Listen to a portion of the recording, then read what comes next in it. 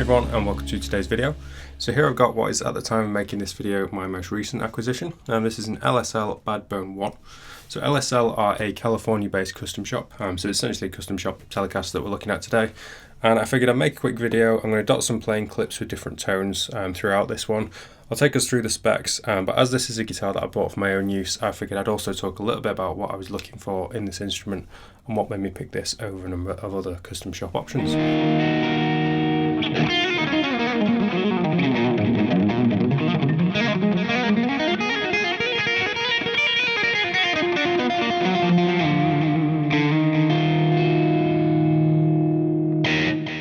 So as far as specs go, we've got a fairly traditional set of T-style specs on this one. I've got a roasted Swampash body. I've not actually heard of roasted bodies before. Obviously I've heard of roasted necks, but that was the first to me on this guitar. We've got a roasted body and neck, which has resulted in a very lightweight and acoustically resonant guitar actually. This is by far the lightest and most acoustically resonant electric I've played. I've not weighed it, but my guess is it's probably about 6.5 pounds. I've got two-tone tobacco Sunburst on here with what they call a medium Relic, so I'm not quite sure what heavy Relic would constitute, but I wanted something with a little bit of Relic in, just so if I do put a ding in it, it's not the end of the world. I've got a House of Tone, or it might be Home of Tone, Filtertron in the neck position here, and we've got the LSL proprietary T-style bridge. I am going to swap these out at some point, but I'll elaborate on that further on in the video. I do have other intentions for that neck pickup specifically. And then we've got a three-way selector, as you would expect, volume, tone, and then this has a push-pull on the tone pot to split the neck pickup if you so desire. Moving on to the neck, it's 21 nickel frets, and I did specifically want nickel frets, certainly for anything vintage, but also just in general I tend to prefer nickel over stainless steel. Albeit stainless steel are more durable, I find that nickel feel, it's not the tone, it's more the underhand feel. I tend to find that nickel feel smaller compared to the same size stainless steel frets, and I do prefer smaller frets, so I specifically wanted nickel on this one. 9.5 inch radius, 25.5 inch scale length, so fairly standard for modern T-style specs there. Got a slim-ish kind of modern C profile, I guess. We've got rolled edges on the neck there. The neck itself is made of roasted flame maple, with really quite a pronounced flame on this one. And then moving up top, we've got the proprietary LSL like Clouson vintage style tuners.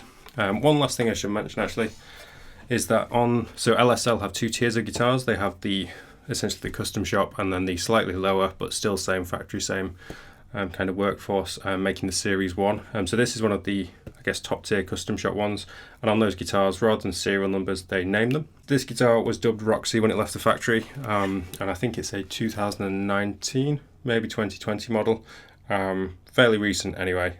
So that's this LSL Badbone One.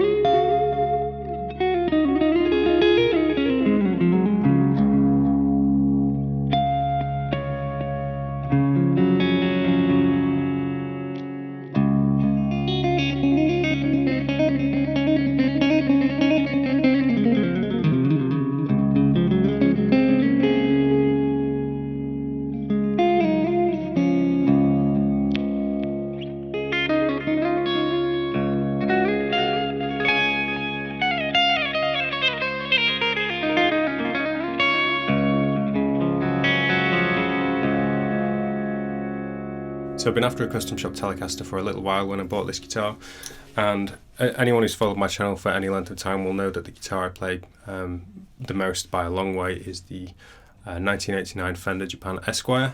So Esquires, for anyone who's not familiar, are Telecasters without a neck pickup. And that guitar has been responsible for probably 70% of the lead tones on the instrumental album I've just finished. The remaining percentage being made up by a Strat neck pickup and a couple of other things, but largely Strat neck and Tele bridge. So that's the eventual plan for this guitar, is to swap this out for a Strat neck pickup. Obviously that means I'll also swap the scratch plate. At this point I'm undecided whether to go for single ply matte black or go down the anodized route, either gold or silver, sorry. Let me know in the comment section if you have a recommendation there, or if you have experience putting different coloured scratch plates on two-tone Telecasters. But that's the goal with this one, is to have a Strat neck and a Tele bridge so I can cover those album tones in a live scenario.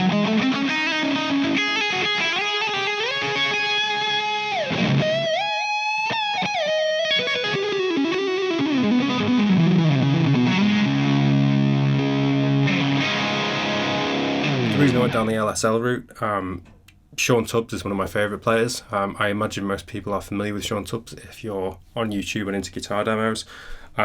Phenomenal player, and I'd seen a couple of videos where he plays a whole bunch of different stuff, but I'd seen a couple of LSL videos he'd done of his own personal strats, and everything he listed in those videos was kind of ticking the boxes of what I had in mind, albeit with a kind of Tele facade on there.